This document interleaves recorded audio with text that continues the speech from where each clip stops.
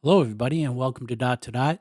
Well, today I'm going to talk about another Nicholas Poussin painting. This was brought to my attention by one of my subscribers. I believe it's Xantlom. Xantlom. That's his YouTube name. And he said that this is the painting of Ruth and Boaz. This was done by Nicholas Poussin around 1660. So it was after the shepherds of Arcadia, which I showed in my last video.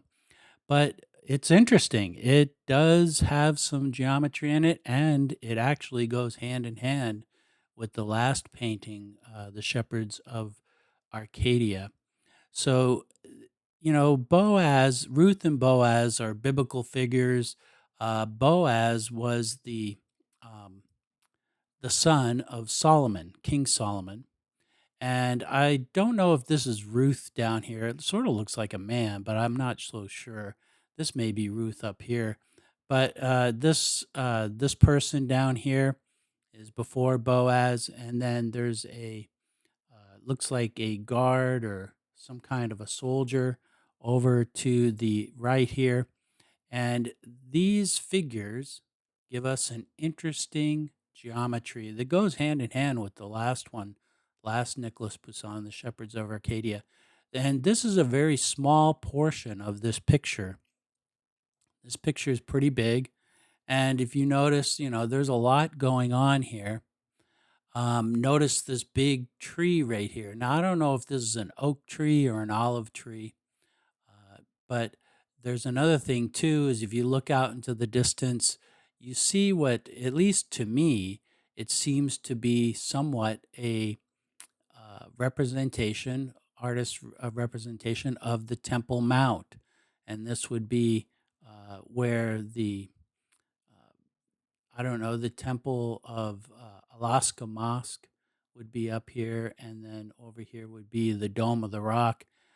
This could be Solomon's palace, and this would be where he would keep his horses, the stables of Solomon. Maybe this is the temple out here. I don't know.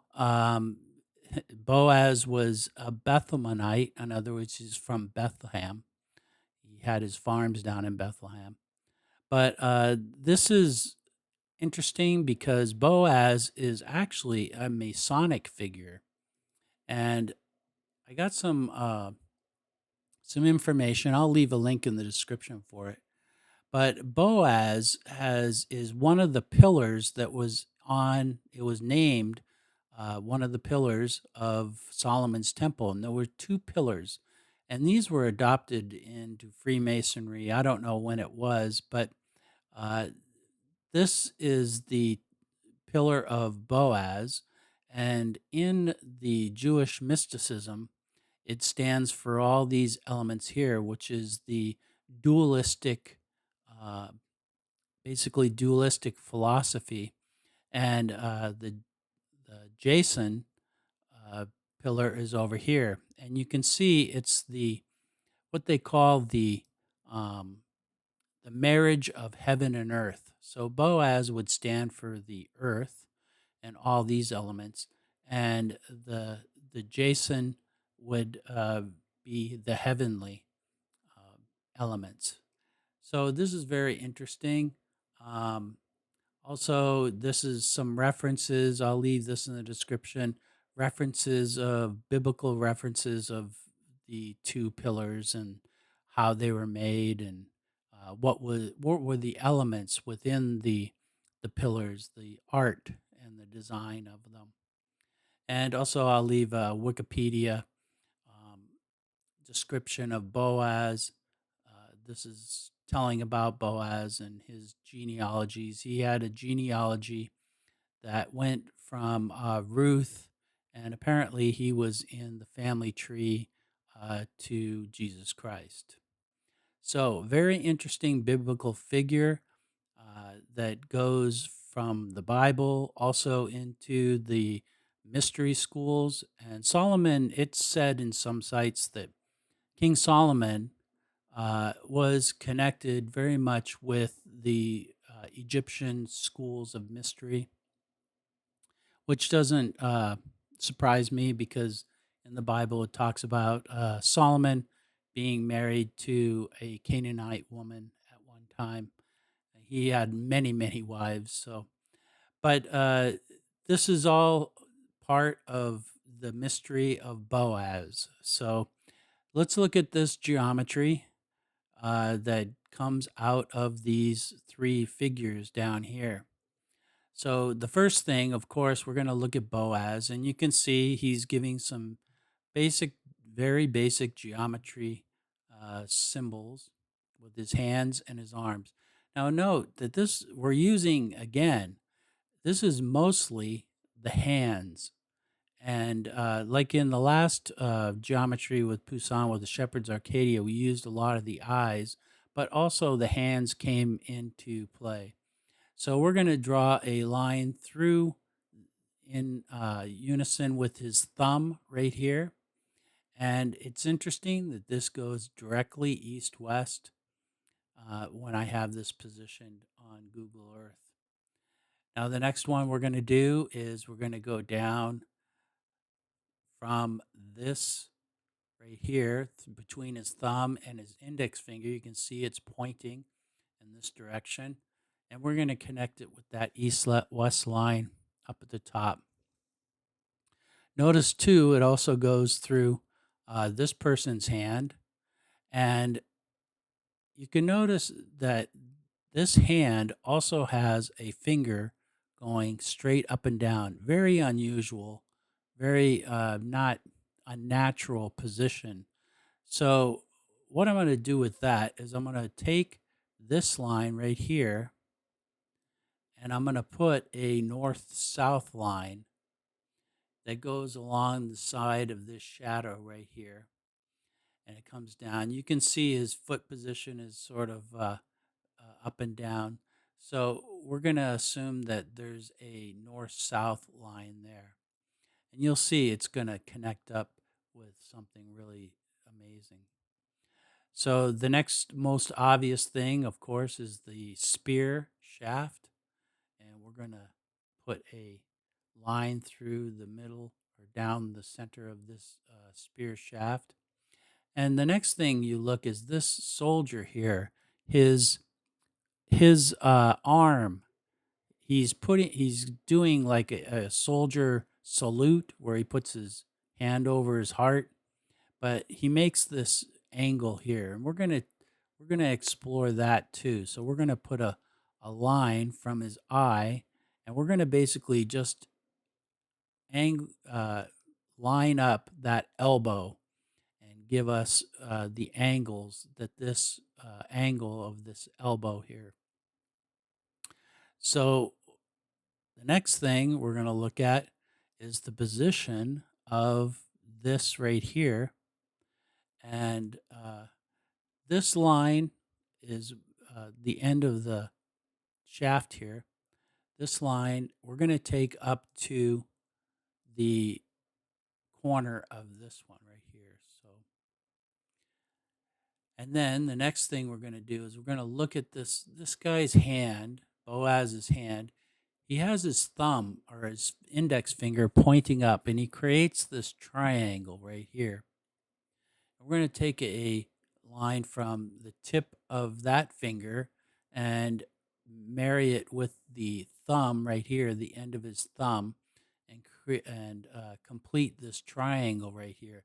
Notice it looks very equilateral. And when we get done with all these, we notice that the solution of where these lines go are not on the picture. Now, we saw this in the last Poussin painting, The Shepherds of Arcadia, where one of the points was off the edge of the painting. So when we go down, we get 2 points. These all intersect at 2 points. And those 2 points are, one of them is Laham, which is one of the points that's also mentioned in the Shepherds of Arcadia. And Also, we notice that this is a 45-degree angle. That was the sight line in the Shepherds of Arcadia. So we have a point and a line that we can basically register this off of the last geometry of the Shepherds of Arcadia, and we can link these together. The other point that's mentioned is the oak, and this is where the oak entrance is off this 45-degree angle is where you would enter the tunnel. So this would be where the oak is.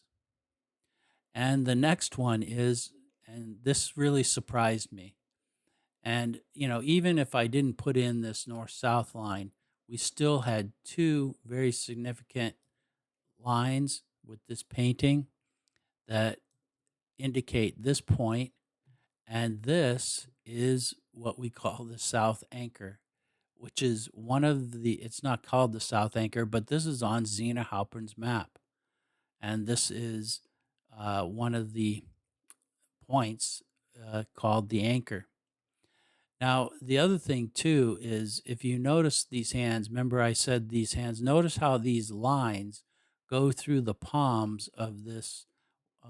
I guess this is Ruth or somebody, but notice how it goes through, and it gives an indication of where these lines are associated with. Remember, we did this line right here, and we had the north south right there. And with this line, we have a position that's sort of giving us a clue that it's with the east west line. So there's a lot of symbology or a lot of direction within these hands. And we have four hands here.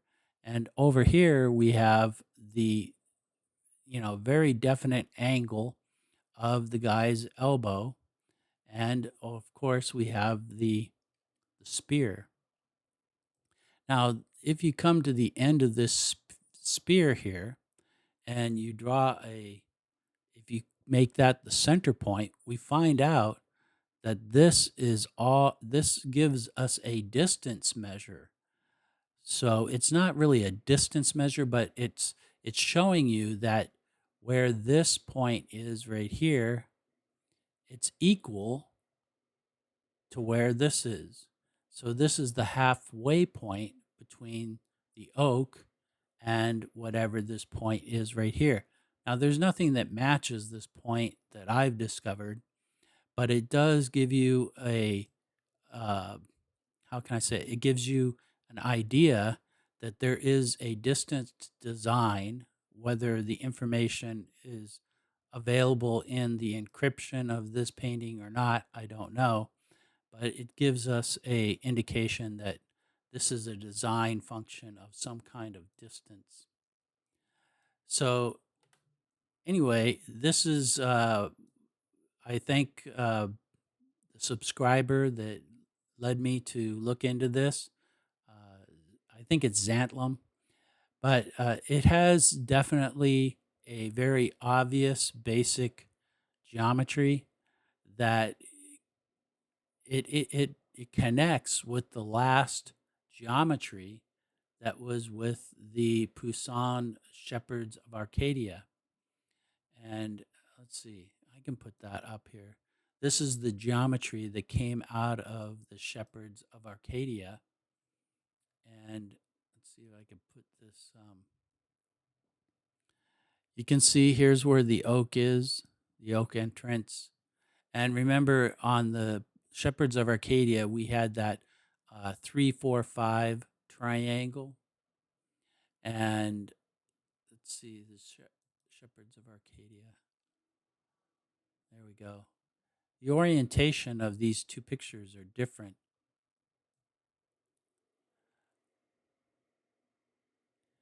But if you look at the, remember, this is the Shepherds of Arcadia where we followed the spears down. You can watch my last video on that, but you can see that they marry up in the 45-degree angle and the hump, which was the intersection of this gaze line and the shaft of this shepherd right here, and that's Laham. So very interesting. This is something that I didn't expect, but it could be a possibility that it gives us the indication that Boaz, being somewhat of a, how can I say it, a Solomonic character, he was the son of Solomon, and Solomon was the one who built the temple for the Ark of the Covenant, and it's very connected. Boaz is very connected with, um, the tree of life too. This is Jewish mysticism. I think Boaz is the one of the pillars. I think it's this one because they have it reversed. Because Boaz is related to the feminine, if I remember right. Let's look up here. Yes, Boaz is connected to the feminine side. So this would be the Boaz side, and this would be the Jason side. So that's all I have for you today. Like and subscribe, and I'll talk to you later.